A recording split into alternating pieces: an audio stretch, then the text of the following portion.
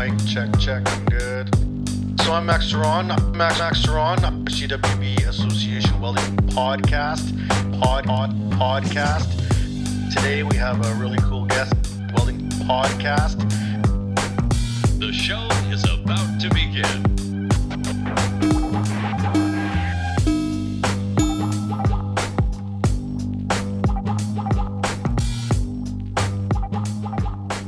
Hi, welcome back to the CWB Association Welding Podcast. My name is Max Ceron, and I'm with you again to talk with fantastic people across Canada about welding and the steel trades. On this week's episode, we have Jamie McMillan, who's coming in to us from somewhere out east, according to our different time clocks. So, Jamie, how's it going? I'm good. How are you? I'm doing awesome. We've had a crazy morning, you and I, this morning, trying to get our equipment together. I got some new gear from CWB, and I got and you also are trying to figure out Zoom on your computer. So, amazing. Yeah, here we are. Here we are, and this is the digital age now. We're all learning. So, where are you right now, Jamie? Where are you recording from? I'm at my home in Hamilton, Ontario. Hamilton, Ontario. Beautiful town, steel town they call it, so very fitting. Hey. And how long have you been in Hamilton? I came to Hamilton in 2002. 2002. So where are you from originally then? Timmins, Timmins, Ontario. So is that far from Hamilton? I don't know where Timmins is. So Timmins is about, if I were to get in my car and start driving, it'd take me about 8 hours of going north to drive home to Timmins. So it's up past Sudbury or North Bay, and it's starting to get really cold there at this time of year. Yeah, it's starting to get cold here in Saskatchewan too, in Regina. The leaves are pretty much gone off all my trees now. So wow. Yeah, I got to get the boys out raking here to clean up the yard because it's a lot. It was -3 last night, so. Oh my goodness. Okay, it hasn't been that cold here yet. The trees are just starting to get really pretty. So yeah, I don't miss that about up north. No, I've never been one to be real friendly with the cold. If anyone knows me, I'm kind of a big baby. I feel like I went into welding partially because of the heat. I love the heat. I never complained about +50, but -20 sucks. Oh, absolutely. Yeah, I love the heat. I was born in the wrong place. All right, Jamie. So let's talk a little bit about yourself. Like I've been looking over your kind of your life, and for the people that don't know who Jamie is, she's got lots of stuff going on online. I guess a large online footprint, they say, in terms of what you're doing out there. But what's your roots at? Let's take you back to high school. What were you dreaming of coming out of grade 12? Were you thinking steel trades, or were you thinking something else? I had no idea. I wasn't thinking anything because I didn't know. And to be honest, I hated high school. So I actually just wanted to do everything to get out of school. I skipped a lot of classes and ended up dropping out because, ironically, nobody told me about any type of construction trades or technical programs or apprenticeship. And the only programs I actually did excel in school at were the hands-on or creative classes like wood shop and drama and English media, where we got to make commercials and stuff. But the rest, I was just like, so yeah, I had no idea, nothing, no clue. And that's super interesting because and this is way more for women and for people of color, is that you don't even have these options in front of you. It's like either university or bust.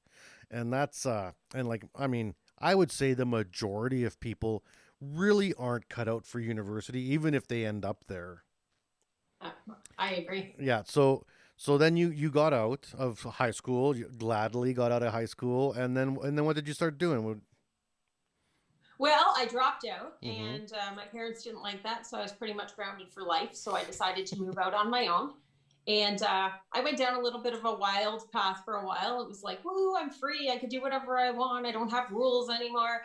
And so I just went a little bit party crazy for a while, and loved having a lot of friends. And one day my dad showed up at my work. I was working at a corner store, and he showed up and he said, Mom really needs to talk to you. I hadn't talked to my parents in forever, and they called me to go to the house. And I sat at the kitchen table while my mom told me how I was a discouragement and a disgrace to the family because I had done nothing with my life, and they were worried about the bad path I was taking with friends and parties, and no career, no job other than like the job at the corner store that I was more than happy to stay at. And they encouraged me to go back and do something that my parents wanted me to do, which was nursing. Oh, nursing. So That's a tough gig, nursing. it is a really tough gig. Now, I did not want to go to school, so I found myself the shortest program that Northern College in Timmins offered, which was the PSW program. At the time, I believe it was 20 weeks of theory, and then there was, I think, 8 weeks of practical where you got to work in nursing homes and in home care. And I did terrible in the theory. My mom got me in as a mature student. She helped me get a grant through the government and all kinds of stuff to go to this school. And I probably got the lowest mark in the theory portion, but I did really good on the practical and actually landed a job right out of school. Interestingly, I was hired based on my name being Jamie. And even in that healthcare sector, I was hired as a male.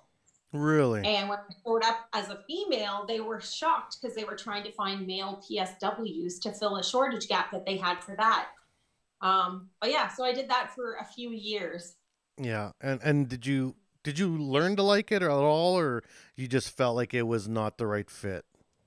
I will be honest, I loved helping people. I grew up in a home where my family always helped people. They took in troubled youth. They took in street people. My parents would pick up homeless people, bring them home, cook them dinner, and give them a shower. And so I grew up in that environment. So when I got to help people, I kind of just followed in my roots of what my family had always done. And that part felt great. What I didn't like was when I started losing those people, or they got very sick and they didn't need my services anymore. And I kind of bounced back and forth between nursing homes and home care. And I just never felt like I fit in. I cared about these people. They were like grandparents to me, but losing them was so difficult. Like I couldn't handle that part. So I just decided to quit. Yeah, I can't even imagine being in that line of work. Like I'm not cut out. I'm not really good at feelings. It's something that I've never been really. I just come from a household where there's not a lot of feelings, and just the way it is, like. But like, I mean, my wife, whose name is Jamie, yeah, she's a social worker, and like empathy is a tough gig. It's a tough gig. Yeah. So then you did that for a few years, and then you're like, okay, that's it. This is too hard on my emotional livelihood, right? It takes too much of a toll on me. And then you quit with no plan, or you quit with plan, or you just jumped into a lake with 2 feet there. Well, at first I decided I didn't want to do it anymore. So I went and got a bartending gig on the side. And I was kind of doing both. I had never done bartending before, but I walked into a bar with a friend who applied for a job, and they ended up hiring me. I didn't even fill out the application. He was not happy about that. But anyways, I did that for a while, and then I decided that I was going to take off and move to the big city. So I moved from Little Timmins, Ontario, a town of 45,000 people, and I decided I was going to move in with some old friends that I knew from Timmins that had lived in an apartment in Toronto. And so I just kind of like jumped in, went to Toronto, experienced this whole culture shock, and thought, well, I'm going to further my life in Toronto, a land of opportunity. And I ended up in Toronto for the next 3 years, and I hit the party scene hardcore. It was like, which is fun and easy to do in Toronto. Yeah. Oh, absolutely. I got a bartending gig, and I jumped around from bar to bar throughout the city, and I just lived in that lifestyle for 3 years. Man, so now we're coming up into your mid to late 20s now, right? If I'm doing the math in my head as we're rolling here, and you're in Toronto, you're back in the party scene, and that gets old quick, especially as you get older, right? Yep.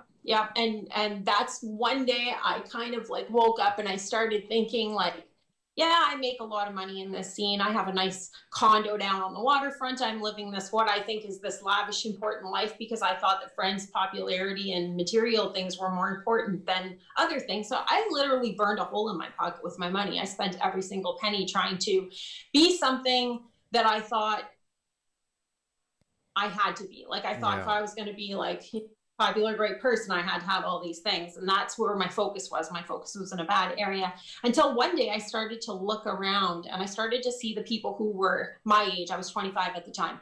And I'm looking around and I'm thinking, well, these people are all now finishing college and university and they're getting jobs, they're getting married, they're having kids, they're buying houses and cars and cottages. And here I am up in Toronto and I have nothing. And to be honest, that just took me into a whole other mindset. And I ended up really bummed out and depressed to the point where I started to like back off from everybody. I started to like, I just went into a depression. I still pretended to be this shiny person on the outside, but on the inside, I really felt that I had nothing. I felt useless. And that's a really, valid, important thing to understand, because I think most people go through that in their lives in some way or another. They say, midlife crisis is like a 40-year-old thing, but honestly, midlife crisis is like, there's like 3 or 4 of them in your lifetime. There's not just one. Because, I got into welding super young. I got into welding at 17, but I was the same thing. I was around 26 or 27. I'd already been welding almost 10 years. And I looked around and everyone I knew had like these houses and all this stuff and went to university. And I felt like, man, this welding gig is so dead end. I felt like that. I felt like this welding gig is just, I'm going to be in a shop the rest of my life, getting dirty and getting hurt, and it's going to suck. And then, the epiphany for me was that, well, I was just doing the wrong kind of welding. That there's so much other avenues of the welding world that I wasn't looking at. That was when my click happened, being like, well, I don't have to be on the floor pulling MIG all day. I could actually do different things if I wanted to, and, threw myself out there. So you're going through this process. You're depressed now. You're like, man, what do I do? What started to happen then? Well, I kind of in the back of my head knew I had to get out of Toronto. It was like, if I stayed there, I didn't know where I was going to end up, probably homeless, dead, in jail. I didn't know. And so an opportunity came up and a friend of mine lived in Hamilton and we had been really good friends our whole lives. And so I ended up deciding to come to Hamilton with this 1-year plan that I was going to get back on my feet and perhaps move back to Toronto, but I needed to figure out something to do. I ended up going back to PSW and I got a job part-time at a place called Parkview Nursing Home. And I picked up shifts at a bar close to my house called Tailgate Charlie's as a waitress. And to be honest with you, I had trouble getting out of bed. I didn't want to tell anybody how depressed I was and how dead I felt inside, but I oftentimes would not answer the phone in the morning if I knew I was getting called into work. And I was on call. They called almost every day. And every day I remember, unless I had a scheduled shift, I ignored the phone. And I just kind of kept pulling back further and further because I didn't know what to do with my life. I didn't want to go to college, didn't want to go to university, didn't have the grades, didn't have the money. I was just in a bad space in my head. You just felt stuck in a hole, kind of. I did. Like, I just felt, and you wouldn't have known from the outside looking in the space that I was in my head, but like I had bad thoughts that would go through my head every now and then. And I just figured that, if I just went to sleep for the rest of my life, no one would even notice or care. But on the outside, I played this shiny part. But one day it was interesting. I didn't know where I was going to go, what I was going to do. And I had to go down to get some groceries at the grocery store. And I didn't know Hamilton all that well. This is a town of 500,000 people. 500 miles from where I grew up. I know one person, I live with him.